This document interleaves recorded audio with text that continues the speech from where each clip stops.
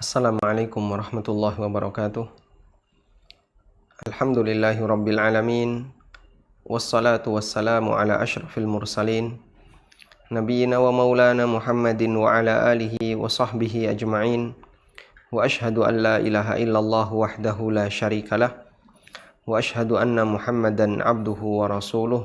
Salawatu rabbi wa salamu alaihi wa ala alihi wa ashabihi wa man sara ala nahjihi wa stanna bisunnatihi ila yaumiddin. Jamaah yang dimuliakan Allah Subhanahu wa taala, kita berdoa kepada Allah semoga Allah memberikan kita taufik dan hidayah. Karena taufik dan hidayah hanya ada di tangan Allah, maka kata kunci untuk bisa mendapatkannya adalah sidqul luju'i wal iftiqaru ilaih. Kata kunci untuk bisa mendapatkannya adalah merasa butuh, merasa kita ini sangat butuh terhadap petunjuk dan hidayah yang diberikan oleh Allah Subhanahu wa taala. Di kesempatan kali ini kita masih membahas seputar masalah materi bid'ah, dan kita akan mengenal seperti apakah itu bid'ah. Pada pertemuan sebelumnya kita telah membahas kamalus syariah, kesempurnaan syariat, dan bagaimana tanggapan para ulama ketika mereka membahas kesempurnaan syariat, serta komentar mereka terhadap orang-orang yang melakukan praktek bid'ah. Berikutnya kita akan melihat apa definisi dari bid'ah. Bid'ah secara bahasa artinya adalah sesuatu yang baru yang tidak ada contoh sebelumnya. Kita ulang, bid'ah secara bahasa artinya adalah sesuatu yang baru yang tidak ada contoh sebelumnya. At-Turtushi dalam kitabnya Al-Hawadits wal Bid'ah mengatakan aslu hadhil kalimah, makna bahasa dari kata ini yaitu kata bid'ah adalah al-ikhtira'u, membuat sesuatu yang baru. Wa huwa syai'u yuhdatsu min ghairi aslin sabaqa, yaitu sesuatu yang dibuat tanpa ada contoh sebelumnya. Wala mithalin uhtudhiya, dan tidak ada permisalan yang diikuti. Nah, salah satu di antara nama Allah Subhanahu wa taala yang Allah sebutkan dalam Al-Qur'an, misalnya seperti di surat Al-Baqarah ayat 117, Allah menyebut dirinya Badi'us samawati wal ard. Badi'us samawati wal ard. Silakan dibuka surat Al-Baqarah ayat 117. Badi'us samawati wal ard. Dialah yang membuat bid'ah langit dan bumi.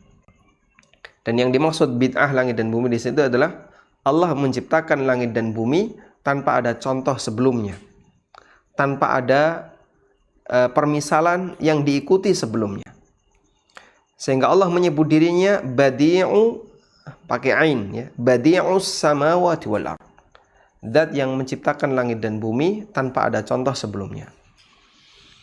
Juga firman Allah di surat Al-Ahqaf ayat yang ke-9.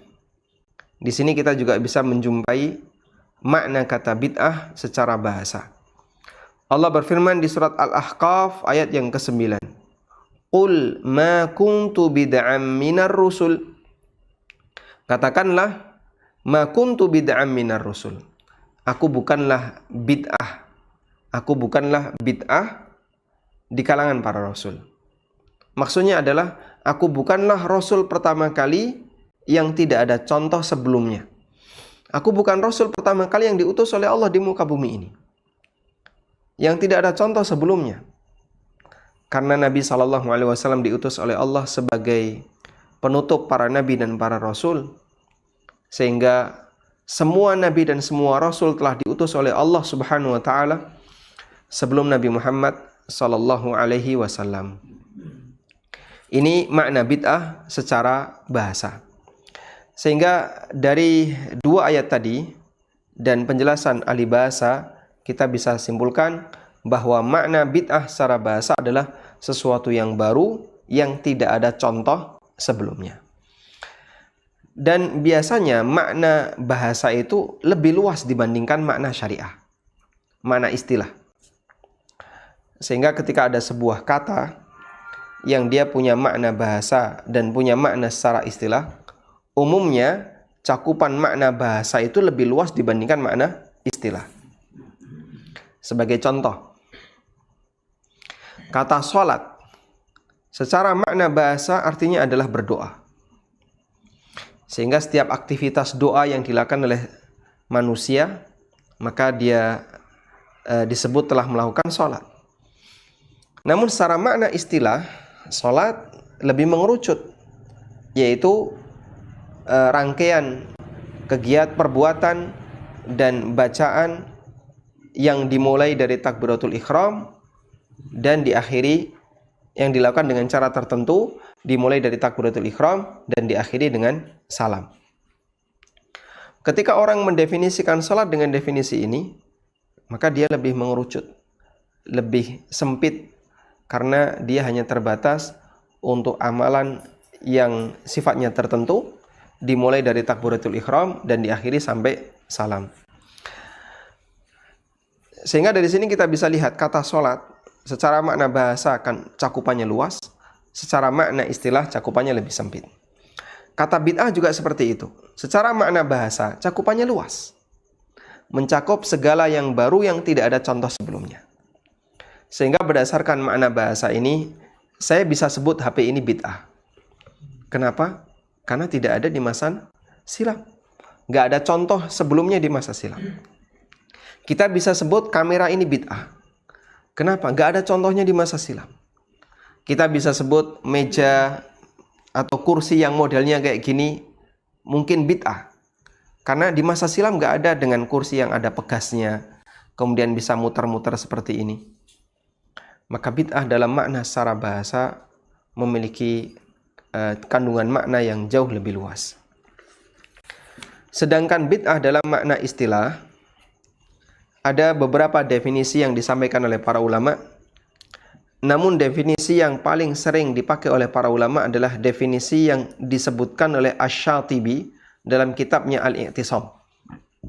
Dan ini yang paling sering dikutip oleh para ulama ketika membahas masalah bid'ah. Bagaimana definisi bid'ah yang disampaikan oleh Asy-Syatibi dalam kitabnya Al-I'tisam? Definisi secara istilah itu kan ibarat batasan, ya. Definisi secara istilah adalah batasan yang menggabungkan semua unsurnya dan menghalangi yang bukan unsurnya. Maka kalau Anda diminta, coba dong definisikan HP. Berarti Anda diminta untuk memberikan batasan yang menggabungkan semua unsurnya dan menghalangi yang bukan unsurnya. Misalnya, HP adalah alat komunikasi. Titik. Ini definisi yang keliru. Kenapa? Ada banyak alat komunikasi yang dia bentuknya bukan HP. Telepon duduk, apalagi fax, dan yang lainnya. Itu alat komunikasi, tapi bukan HP.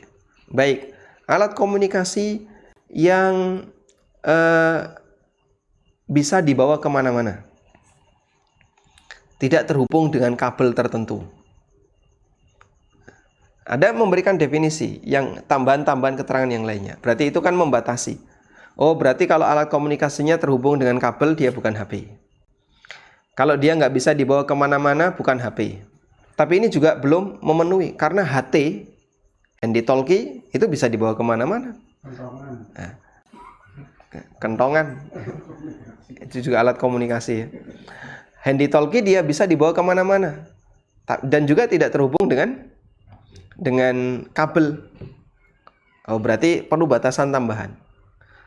Dan penggunaannya, misalnya ya, penggunaannya harus dilengkapi dengan kartu seluler, misalnya kartu telepon seluler, atau Anda buat definisi yang lain. Dari situ handy-talkie nggak masuk. Dia tidak menggunakan gelombang radio, tapi dia menggunakan gelombang tersendiri. Itu yang dimaksud dengan batasan secara istilah. Baik, sekarang kita akan lihat batasan secara istilah untuk bid'ah yang disampaikan oleh Asy-Syatibi dalam kitabnya Al-I'tisam. Kata Asy-Syatibi, bid'ah adalah tariqatun fid din, mukhtara'atun, tudahi syari'ata, yuqsadu bis-suluki 'alaiha al-mubalaghatu fit ta'abbud. Ada 5 batasan, ya. Bid'ah adalah tariqatun fid din, jalan dalam beragama. Mukhtara'atun, yang dibuat-buat.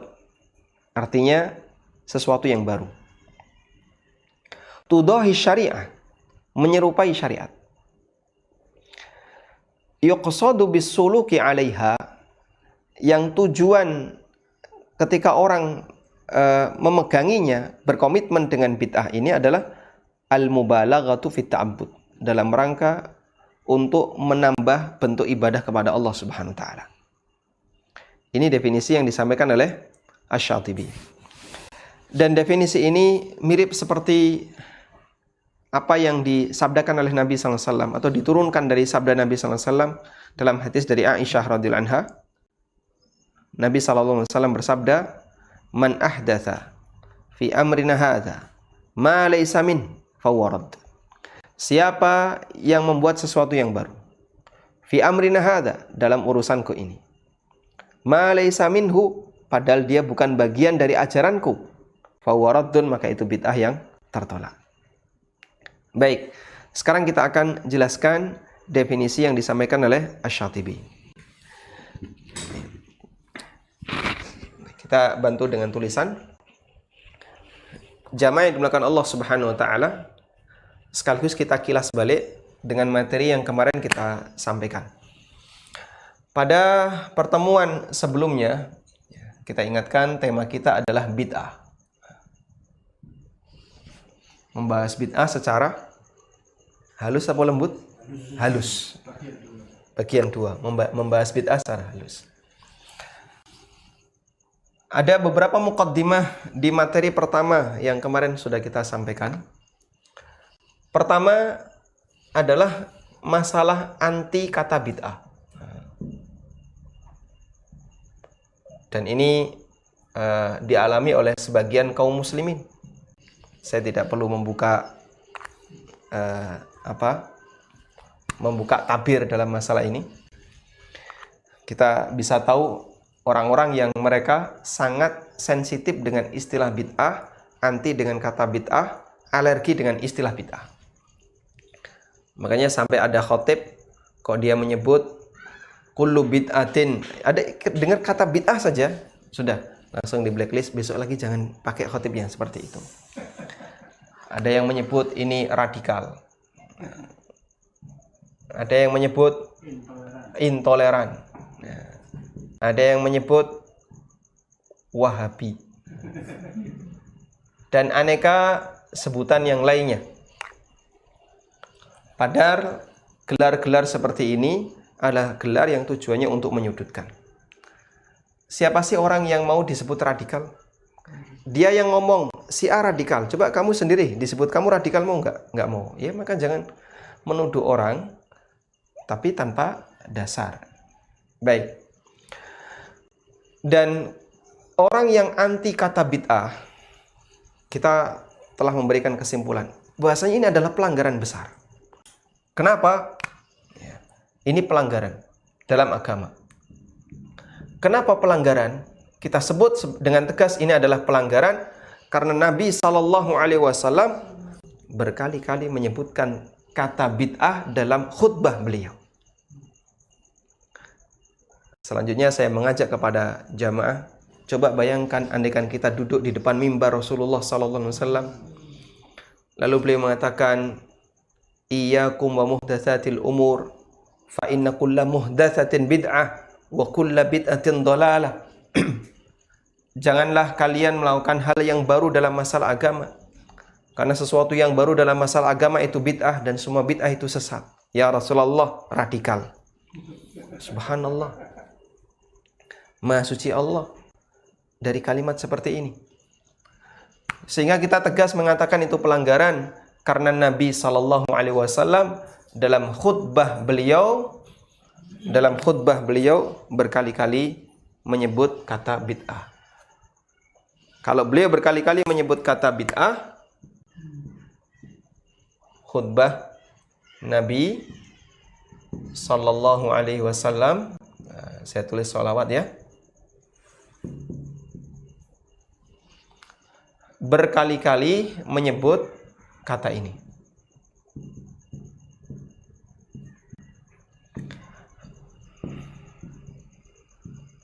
Menyebut kata bid'ah.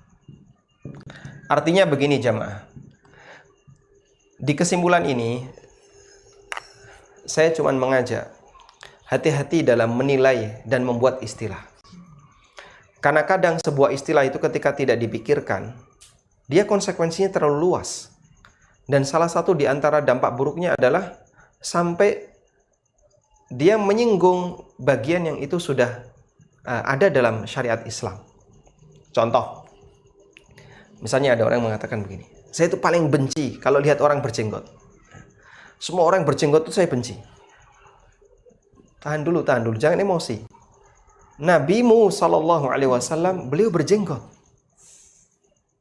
Nabi Harun yang seperti yang diceritakan oleh Allah dalam Al-Quran. Ketika Musa marah kepada Harun, Musa menjambak rambut Harun dan narik jenggotnya Harun. Anda bisa bayangkan ya, dua tangan, yang satu narik rambut, yang satu narik jenggot. Berarti Harun berjenggot enggak? Berjenggot. Apa kata Harun yang Allah ceritakan dalam Al-Quran? Ya bena ummi la ta'khud bilihyati wala biraksi. Wahai saudaraku, wahai putra dari ibuku, jangan kau tarik rambut dan jenggotku. Sehingga kalimat tadi, saya benci semua orang yang berjenggot. Tahan dulu, jangan emosi. Kalimat ini bahaya. Nabi SAW berjenggot. Banyak nabi yang berjenggot. Para sahabat berjenggot. Anda sah-sah saja misalnya melihat ada orang yang jenggotan tapi kok akhlaknya kurang baik, Anda benci dia, sah-sah saja. Tapi tidak semua orang jenggotan seperti itu. Ada orang jenggotan yang akhlaknya baik. Sebaliknya, orang yang nggak jenggotan, akhlaknya jahat juga ada. Meskipun mereka yang senang dengan jenggot tidak menilai yang nggak jenggotan berarti jahat semuanya. Sehingga kadang sikap a priori itu muncul karena orang itu tidak ngerti.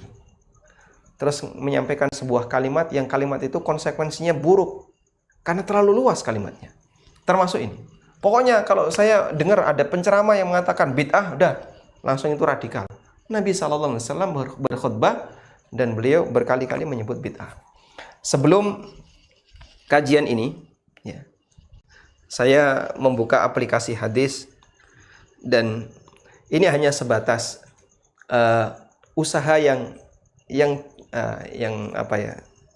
hanya butuh waktu singkat. Ya. Saya tidak melakukan penelitian yang mendalam dan saya bukan seorang ahli hadis. Hanya melakukan sebatas searching saja di sebuah aplikasi hadis. Saya sudah menemukan belasan hadis yang dimana Nabi SAW menyebutkan istilah bid'ah dalam khutbahnya. Apalagi kalau ini dibongkar lagi dan yang melakukannya adalah seorang ahli hadis. Mungkin jumlahnya bisa puluhan, bahkan bisa ratusan. Saya yang bukan ahlinya, bukan ahli dalam masalah hadis. Yang kedua, hanya menggunakan waktu yang singkat untuk mencari beberapa hadis dan itu menggunakan aplikasi, itu sudah bisa menemukan belasan khutbah Nabi SAW yang menyebut istilah bid'ah. Ada yang diriwayatkan oleh Abu Dawud, ada yang diriwayatkan oleh Ibnu Majah, ada yang diriwayatkan oleh Ad-Darimi, ada yang diriwayatkan oleh Muslim, ada yang diriwayatkan oleh Imam Ahmad dan beberapa riwayat yang lainnya. Ada yang diriwayatkan oleh Ibnu Abi Syaibah dari beberapa sahabat. Ada yang dari Jabir bin Abdullah. Beliau menceritakan khutbah Nabi SAW. Jabir mengatakan salah satunya yang diriwayatkan oleh Muslim, yang kita yakin ini sahih. Ya. Diriwayatkan oleh Muslim, Nabi SAW berkhutbah. Khatabana Rasulullah SAW. Lalu ketika di bagian pertengahan khutbah beliau mengatakan, amma ba'du fa inna khairal hadithi kitabullah wa khairal hadyi, di sini kalimatnya wa khairal huda huda Muhammadin sallallahu alaihi wasallam. Karena di sini ada dua cara baca. Bisa dibaca khairal huda, bisa dibaca khairal hadyi. Kalau dibaca khairal huda, huda Muhammadin sallallahu alaihi wasallam. Kalau dibaca khairal hadyi, hadyu Muhammadin sallallahu alaihi wasallam. Wa inna khairal huda huda Muhammadin sallallahu alaihi wasallam. Wa syarrul umuri muhdatsatuha wa kullu bid'atin dhalalah. Hadis riwayat Muslim. Kemudian dalam riwayat Ad-Darimi dinyatakan khatabana Rasulullah sallallahu alaihi wasallam fa hamidallaha wa athna alaihi. Nabi SAW pernah berkhutbah, lalu beliau memuji Allah, menyampaikan innal hamdalillah atau alhamdulillahi rabbil alamin atau yang lainnya. Tsumma qala, lalu beliau mengatakan, inna afdalal hadi hadyu Muhammadin sallallahu alaihi wasallam. Wa syarrul umuri muhdatsatuha wa kullu bid'atin dhalalah. Dan semua bid'ah itu sesat. Jadi Nabi SAW tidak hanya sebatas menyinggung kata bid'ah, tapi beliau juga menilai bid'ah itu sesat. Kalau ada banyak seperti itu, lalu ada di antara kaum muslimin yang tidak terima, saya paling anti dengan kata bid'ah, itu bahaya jamaah. Bahaya. Kenapa? Nabi SAW sering menyebut itu. Kenapa Anda anti? Baik. Dan ada satu kaidah yang mengatakan, idza taqarrara, keliru ya. Idza taqarrara taqarrara. Idza taqarrara taqarrara. Taqarrara taqarrara. Sesuatu itu apabila berulang, takarrara itu berulang.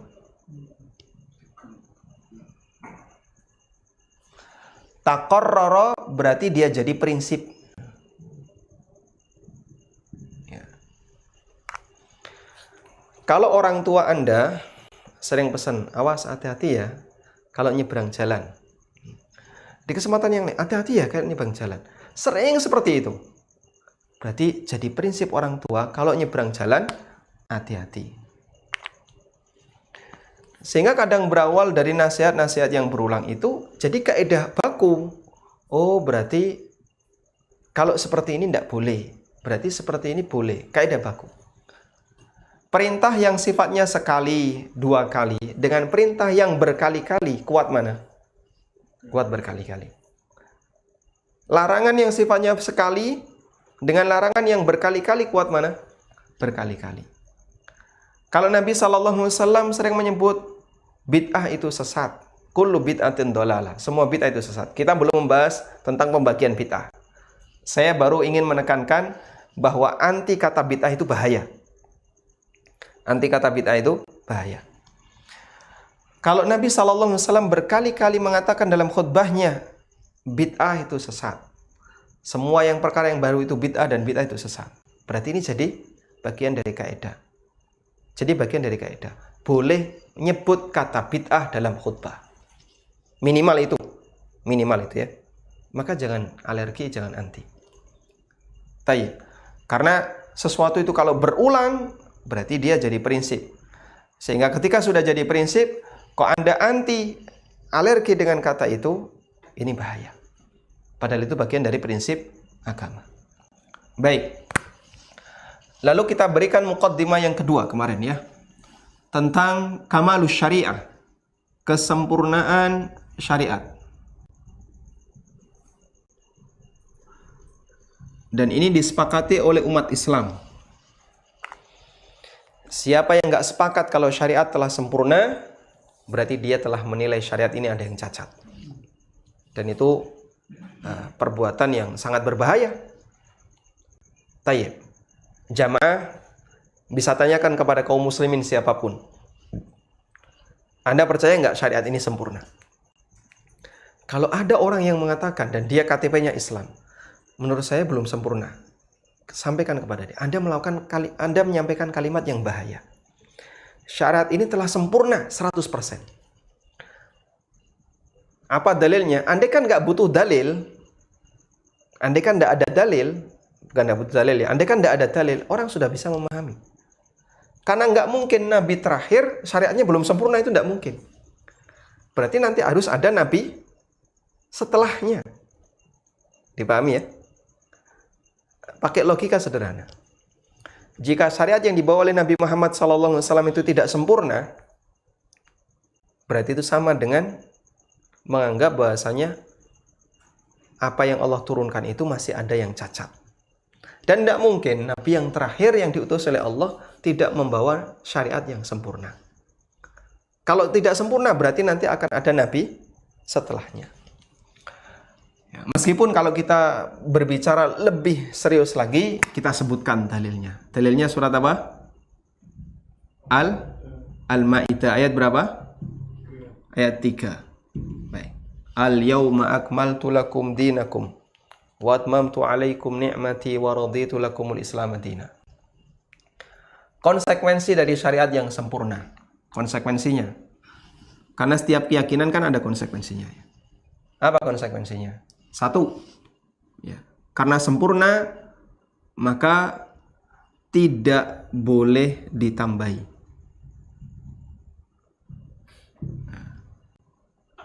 Baik. Kalau ada orang yang mengatakan syariat sudah sempurna dan boleh ditambahi. Nah, apa manfaatnya sempurna kalau boleh ditambahi? Pernyataan bahasanya dia sudah sempurna berarti dia tidak boleh ditambahi. Makanya biasanya misalnya dalam urusan dunia saja, ya, Anda misalnya memasak, ya, memasak. Ini panci ini hanya bisa menampung 5 kilo beras. Kalau sudah 5 kilo berarti sudah sempurna. Ditambahi biar lebih banyak. Kira-kira gimana? Ya, luber. Ini sempurna kalau dikasih gula sekian. Anda tambahi gula, kemanisan, dan seterusnya. Kita baru bicara urusan dunia yang itu adalah karya manusia. Bagaimana dengan syariat Allah Subhanahu wa taala yang Allah turunkan kepada sang nabi yang merupakan nabi penghujung. Nambah ini adalah tindakan yang mengatakan bahasanya ada yang tidak sempurna dalam syariat kita. Kita sepakat ini. Makanya sempurna kalau ditambahi makin menyempurnakan atau makin merusak? Merusak. Nambahi sesuatu yang sempurna makin merusak. Ini konsekuensinya. Dan juga sebaliknya, mengurangi juga nggak boleh. Tidak boleh dikurangi. Kalau mengurangi berarti tindakan sebaliknya dia misalnya bermaksiat atau meninggalkan perintah dan seterusnya. Yang kedua, karena sempurna maka tidak butuh pada sumber yang lain.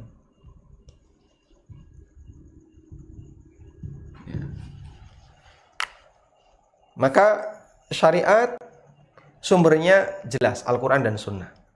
Dan nggak butuh sumber yang lain. Nggak butuh sumber yang lain gimana, Pak?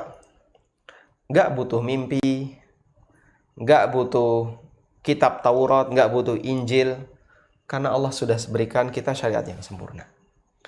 Terus gimana dengan penjelasan ulama, sahabat, tabi'in, dan para ulama yang lainnya? Itu penjelasan, bukan nambahi. Sehingga dari sekian dalil itu kadang kita nggak paham, kita nggak ngerti. Maka butuh penjelasan sahabat, butuh penjelasan tabi'in, butuh penjelasan para ulama generasi setelahnya, dan begitu seterusnya. Tayyib. Kemudian konsekuensi yang lainnya, seperti keterangan Imam Malik, bahwa nambahi, atau sebelumnya ya, konsekuensi berikutnya adalah Nabi Sallallahu Alaihi Wasallam telah menyampaikan semuanya, nggak ada yang disembunyikan. Telah menyampaikan semuanya.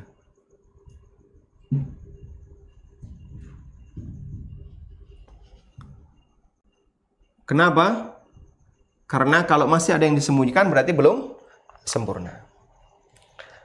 Makanya dari pendekatan ini Imam Malik, seperti yang kemarin kita baca ya, menurut riwayat Ibnu Majishun, beliau mengatakan, "Man ibtada'a bid'atan fara'ahu hasanah faqad za'ama bi anna Muhammadan sallallahu alaihi wasallam khana ar-risalah." Siapa yang melakukan bid'ah dan dia anggap itu satu hal yang baik, maka hakikatnya dia telah menuduh Muhammad sallallahu alaihi wasallam mengkhianati risalah. Dan itu berbicara konsekuensi. Baik. Nah, di sini ada pendekatan yang disampaikan oleh Asy-Syaukani. Saya ingatkan yang kemarin ya. Asy-Syaukani. Asy-Syaukani mengatakan, menilai bid'ah. Ya. Dalam masalah pemikiran kalau yang beliau bahas, tapi ini juga bisa kita jadikan sebagai penjelasan untuk kasus yang lainnya, bid'ah dalam masalah amalan maupun bid'ah dalam masalah ucapan dan seterusnya. Kata Asy-Syaukani, bid'ah itu ada dua kemungkinan. Ya, bid'ah ada dua kemungkinan. Yang dua-duanya tercela. Kemungkinan yang pertama, diyakini sebagai bagian dari syariat.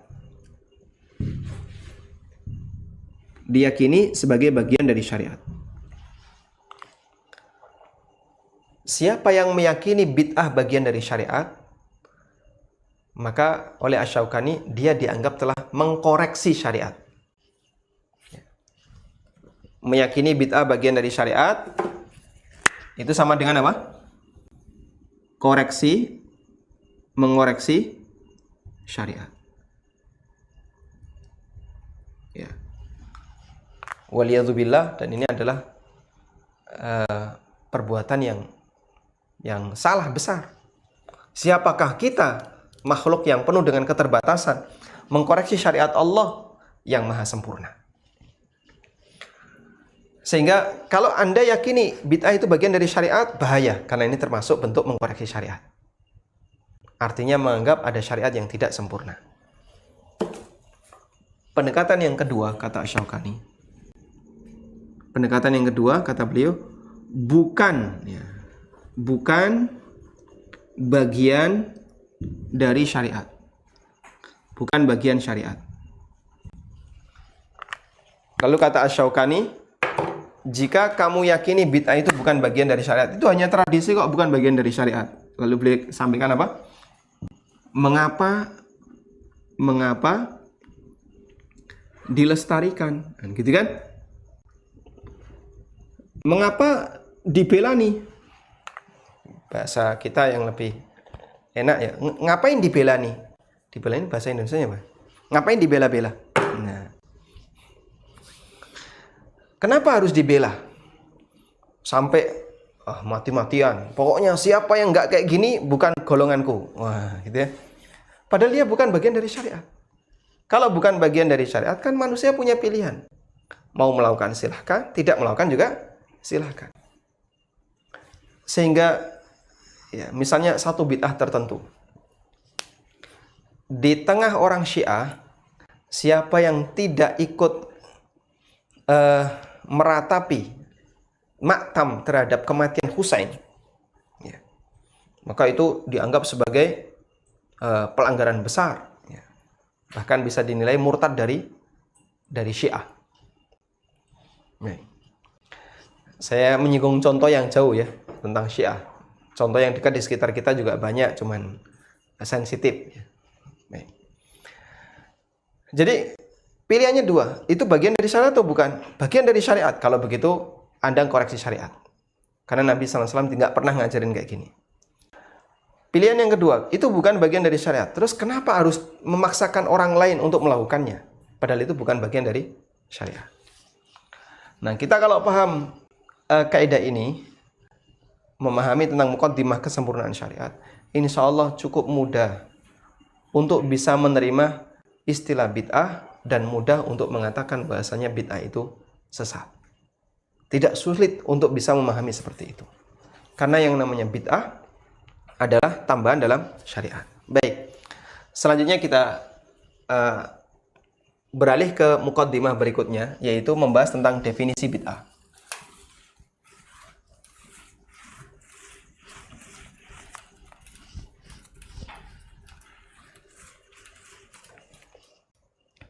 Kita akan bahas tentang definisi bid'ah.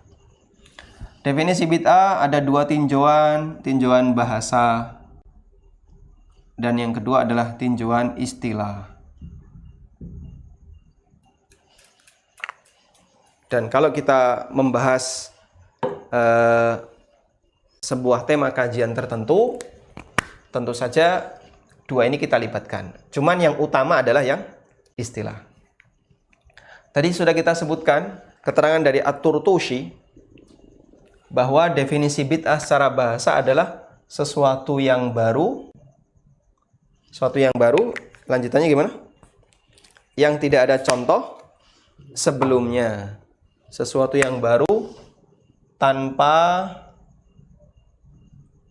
contoh sebelumnya. Baik. Ada dua ayat yang tadi kita sebutkan. Pertama surat Al-Baqarah. Ayat berapa tadi? 119 atau berapa? Allah menyebut dirinya sebagai Badi'us samawati wal ard. Badi'us samawati wal ard. Dia adalah badi' yang maknanya adalah al-mukhtari', zat yang pertama kali membuat langit dan bumi tanpa contoh sebelumnya. Sehingga dari sinilah kita bisa memahami makna bid'ah dari sisi bahasa. Maknanya adalah membuat sesuatu yang baru tanpa ada contoh sebelumnya. Kemudian juga firman Allah Subhanahu wa taala di surat Al-Ahqaf ayat 9. Allah perintahkan kepada nabinya, "Qul ma kuntu bid'am minar rusul." Katakanlah wahai Muhammad. Katakanlah wahai Muhammad, ma kuntu bid'am minar rusul. Aku bukanlah bid'ah di kalangan rasul. Artinya aku bukanlah rasul yang baru, yang tidak ada rasul sebelumnya. Sehingga aku diutus oleh Allah, sebelumnya sudah ada para rasul. Kenapa kalian tolak aku sementara kalian terima yang lain? Yahudi menerima Musa, menerima Sulaiman, menerima nabi-nabi yang lain. Orang musyrikin Quraisy menerima Ibrahim, menerima Ismail, menerima nabi-nabi yang lain. Tapi kenapa aku tidak kau terima? Padahal aku juga rasul seperti mereka. Dan aku bukan orang pertama kali yang diutus oleh Allah jadi rasul. Beliau diperintahkan oleh Allah untuk mengatakan demikian. Kepentingan kita adalah dari kata bid'am ini, yang artinya adalah sesuatu yang baru tanpa contoh sebelumnya. Baik. Selanjutnya kita beralih ke pengertian bid'ah dalam makna istilah. Pengertian bid'ah dalam makna istilah. Kita bawa ke sini.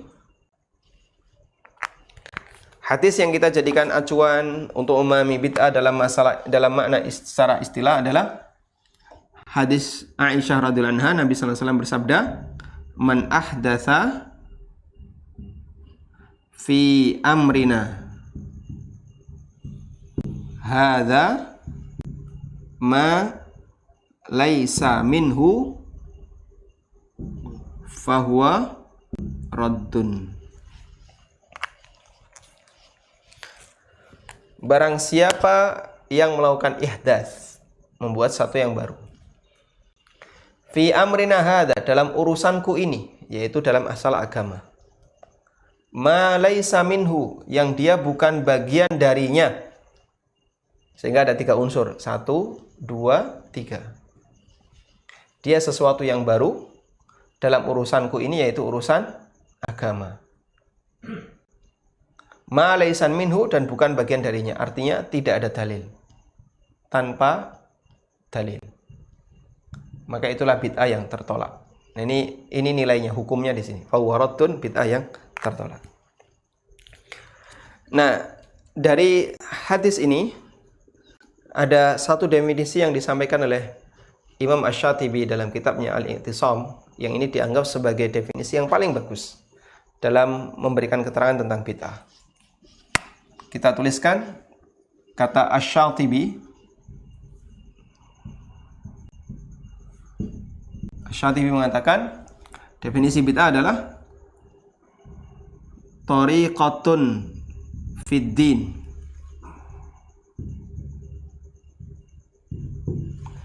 mukhtara'atun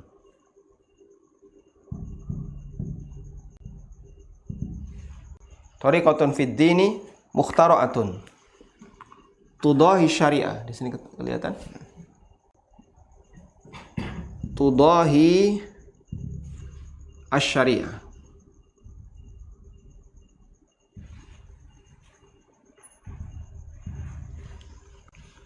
Yuqsadu bis-suluki. Yuqsadu bis-suluki 'alaiha al-mubalaghatu fit ta'abbud. Fit ta'abbudi ilallah azza wa jalla.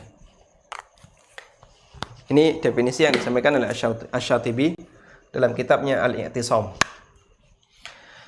Kita lihat definisi Asy-Syatibi. Bid'ah itu adalah thariqatun fid din, jalan dalam beragama. Sehingga latar belakang bid'ah itu apa? Agama, bukan dunia. Maka orang melakukan bid'ah bukan karena menurut perhitungan ekonomi. Nah, bid'ah ini menguntungkan, bukan itu ya. Tapi latar belakangnya adalah agama. Makanya orang yang nggak punya agama, dia nggak ngerti istilah bid'ah. Ya, pemain forex, ya, yang nggak pernah mikir halal haram, atau misalnya orang yang dunianya cuma dunia kerja. Nggak ada latar belakang agama, dia nggak melakukan bid'ah. Mukhtara'ah, dia sesuatu yang baru.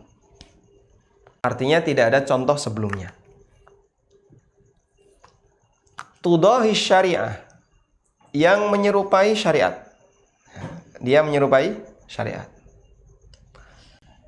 Kenapa disebut menyerupai syariat? Kita urutkan tadi. Disebut thariqah karena orang kalau sudah memasukinya susah untuk keluar. Makanya dia jadi jalan. Sehingga ketika dia sudah memasukinya, biasanya dia akan jadikan itu sebagai komitmen. Terus dilakukan. Dalam masalah agama berarti itu berbicara latar belakangnya. Latar belakang bid'ah itu masalah agama. Makanya pembahasan dari sisi ilmu dunia, bid'ah itu nggak nyambung. Sudah? Nggak ada istilah bid'ah dalam ilmu fikih, dalam ilmu fisika, dalam ilmu kimia, dan latar belakangnya bukan itu. Para mahasiswa maupun dosen yang dia pikiran sehari-hari cuman gimana biar bisa penelitian tentang fisika, kimia, biologi, kedokteran, dan yang lainnya, dia nggak nyinggung ini. Dan dia nggak punya keinginan tentang ini. Kenapa? Karena latar belakangnya dunia. Mukhtara'ah, sesuatu yang baru, artinya tidak ada dalilnya. Tudahi syariah, yang dia menyerupai syariat. Disebut menyerupai syariat karena pelaku bid'ah itu pasti ada aturannya sebagaimana syariat. Bacaannya itu urutannya gini, Pak.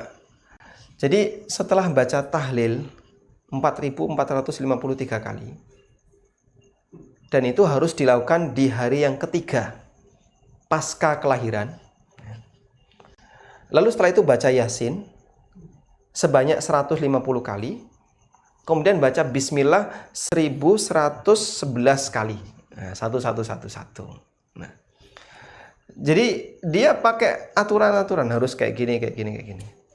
Nah, itulah yang disebut oleh Asy-Syatibi tudahi syariah. Menyerupai syariat.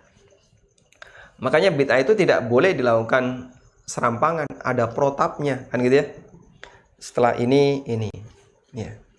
Diskusi yang sering terjadi di kalangan kaum muslimin terkait masalah peringatan kematian. Kenapa sih kok harus hari 1 sampai 7 ya? 1 sampai 7. Nanti setelah itu libur. Terus setelah itu apa? 40. Nah, setelah itu libur. Terus 100 hari nyatus. Setelah itu setahun. Baru setahun nyewu. Nah. Jadi ada urutannya tuh. Ada urutannya. Boleh kita tulis ini? Nah, ya. Jadi 1 sampai 7. Terus 40. Lompatnya 40, bukan 1 bulan. Coba menyelenggarakannya di 1 bulan. Diprotes sama pelakunya. Nggak boleh, Pak. Ini menyalahi aturan. Setelah 40 apa? 100. Nah, setelah 100 1 tahun. Ada 1 tahun tapi nggak ada 1 bulan ya. Setelah itu nyewu. Nah, oh ada 2 tahun ya. 2 tahun terus 1000 hari. Nah, udah ini puncak. Setelah itu dilupakan. Haul. Haul itu kalau orang besar ya. Kalau jenazahnya nggak punya status sosial, biasanya puncaknya 1000 hari. Sudah, modalnya udah habis. Ini dilanggar itu nggak bisa dia. Jadi misalnya ini geser 35 hari, weton, nggak bisa. Atau geser misalnya sebulan, saya maunya sebulan nih, mumpung saya belum keluar kota, belum kerja, kalau karena anaknya di luar kota, nggak bisa Pak, pokoknya harus 40, nggak bisa ditawar. Itulah yang dimaksud tudahi asy-syariah. Dan urutannya itu juga ada ketentuannya. Makanya ada istilah mitoni. Ya, sebelumnya apa? Tingkeban. Ya. Itu surat yang dibaca apa? Bukan surat sembarangan. Nggak bisa surat An-Naml. Engkau anakmu kayak semut. Nah. Nggak bisa surat Al-Baqarah. Engkau sungunan kayak sapi. Nggak bisa surat yang lain. Harus kalau ndak Maryam, Yusuf. 2 itu. Biar kalau perempuan cantik seperti Maryam, kalau laki-laki ganteng seperti Yusuf. Kenapa yang dipilih bukan surat Muhammad? Padahal beliau lebih mulia dibandingkan Yusuf. Baik. Makanya dia tudahi syariah dari sisi ada protap-protapnya, ada aturannya. Nah, saya pernah ke kuburan salah satu orang yang dianggap wali ya. Karena rumah asal saya di Lamongan dengan kuburan wali itu nggak jauh ya. Dulu saya pakai sepeda ke sana. Jadi di sana itu ada aturannya. Kalau udah ketemu juru kunci nanti dikasih tahu. Mas di sini pertama yang harus dibaca ini. Nanti setelah masuk yang harus dilakukan ini. Ada protap-protapnya. Sehingga dia tudahi syariah, menyerupai syariat. Salat ada protapnya. Puasa ada protapnya. Makanya ada aturan. Boleh nggak zakat fitri dikeluarin sebelum puasa Ramadan? Mumpung masih corona. Ya nggak sah. Kenapa? Ini syaratnya itu. Boleh nggak wudunya setelah sholat? Ya kan yang penting wudu. Ya nggak sah. Percuma saja, sholatmu nggak sah. Atau mandi Jumat setelah Jumatan. Lah itu apa? Lo kan yang penting mandi Jumat. Hari Jumat itu sampai apa? Sampai maghrib atau kan sampai Jumatan? Sampai maghrib. Makanya saya mandi Jumat setelah asar. Lah fungsinya apa? Oh, mandi Jumat fungsinya untuk muqaddimah Jumatan. Nah, ada seperti itu syariat. Dan bid'ah juga tudahi syariah. Dia menyerupai syariat. Kemudian, yuqsadu bis-suluki 'alaiha. Tujuan komitmen dengan bid'ah itu berarti bid'ah itu ada tujuannya. Bid'ah itu ada tujuannya. Maka dia bukan waton asal dilakukan, tapi ada tujuannya. Apa tujuannya? Al-mubalaghatu fit ta'abbud. Untuk bersungguh-sungguh atau nambahi bentuk ibadah kepada Allah Subhanahu wa taala. Biar pahala saya lebih banyak. Bahasa lainnya ya. Biar pahala lebih banyak. Nah. Baik, berarti ada berapa unsur? 1, 2, 3 tudahi syariah. 4, 5. Inilah 5 unsur bid'ah. Dia jalan dalam agama, latar belakangnya karena agama. Yang kedua, sifatnya sesuatu yang baru. Yang ketiga, menyerupai syariat. Yang keempat, punya tujuan besar sehingga bukan asal. Yang kelima, dalam rangka untuk semakin menambah ibadah kepada Allah Subhanahu wa taala. Baik. Mohon pahami ini dulu, definisi bid'ah secara istilah agar nanti tidak salah dalam menilai Ya, didik bid'ah, apa bid'ah, mikrofon bid'ah, ya, internet bid'ah. Nah ini karena dia nggak mau belajar ini, akhirnya dia ngawur ngomongnya. Ya meskipun dia tokoh agama atau tokoh masyarakat ya. Ketika bantahnya pakai kayak gitu, berarti dia nggak ngerti. Bid'ah yang kami bahas, anggaplah kami ini Wahabi. Ya. Bid'ah yang dibahas oleh Wahabi adalah bid'ah yang rupanya kayak gini. Seperti keterangan Asy-Syatibi, meskipun Asy-Syatibi bukan Wahabi ya. Ya. Seperti keterangan Asy-Syatibi, bid'ah yang bentuknya kayak gini inilah yang kami bahas. Sedangkan ada spidol, papan tulis, mikrofon, kita memakai fasilitas internet dan seterusnya. Nanti akan kita bahas di muqaddimah lanjutannya karena perjalanan bahas bid'ah ini masih panjang ya.